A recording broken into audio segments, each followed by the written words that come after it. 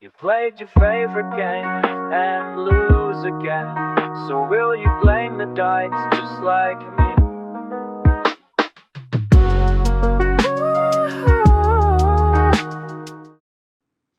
Bonjour les gamers, ici Mathieu avec une autre critique rapide pour vous.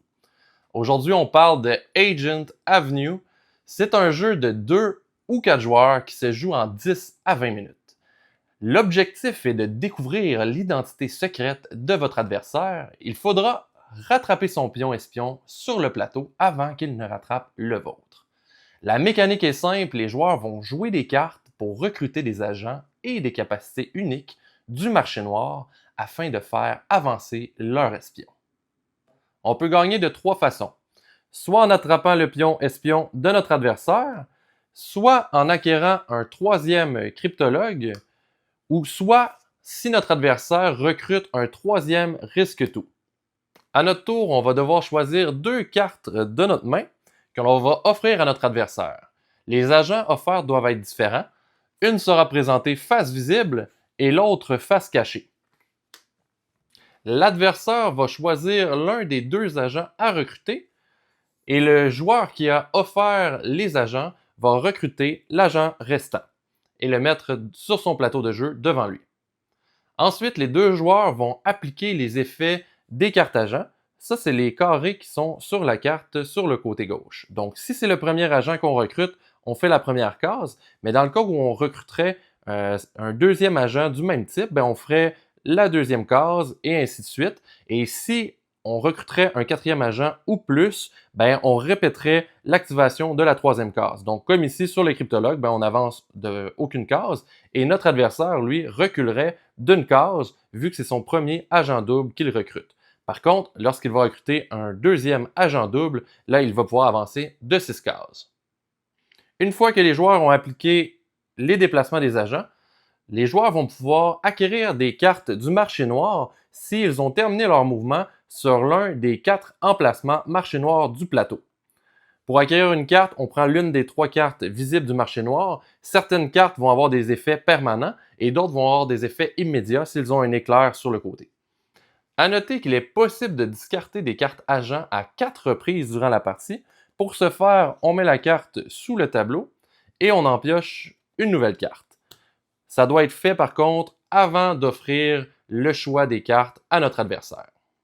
Pour finir, le joueur actif va piocher 2 cartes afin de compléter sa main et ce sera ensuite le tour de l'adversaire d'offrir 2 cartes agents.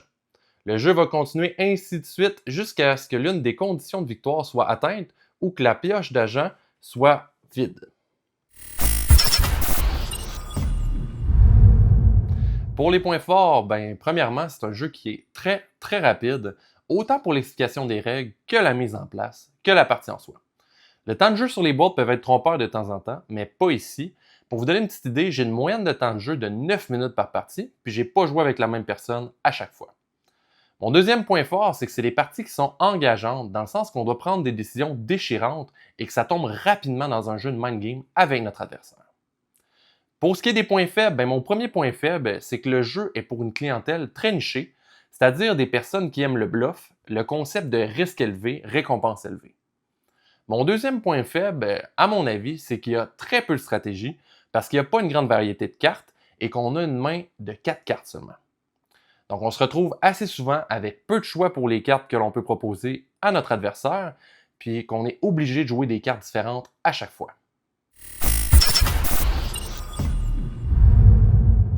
Pour les jeux similaires, c'est un peu ridicule, mais ça me fait vivre le même feeling que quand je joue à roche-papier-ciseaux à plusieurs reprises contre la même personne.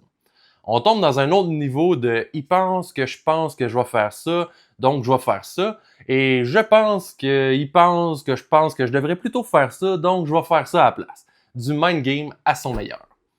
Sinon, comme jeu similaire, je propose Spicy, qui est un jeu de bluff assez simple et rapide qui peut jouer avec le même nombre de joueurs. Le concept est différent parce que c'est pas une course pour rattraper notre adversaire sur le plateau. C'est un jeu où l'objectif est de vider votre main en premier en jouant des cartes face cachée avec des contraintes, ce qui amène beaucoup de bluff autour de la table.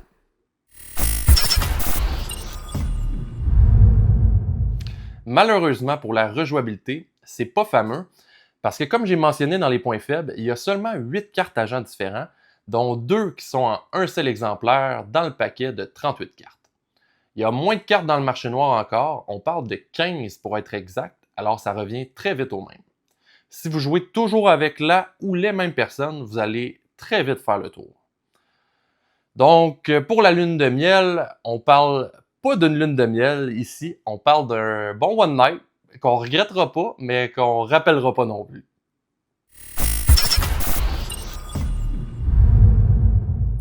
Pour la note finale, ça peut sembler harsh ou rude un peu, mais je lui donne un 5.7 sur 10.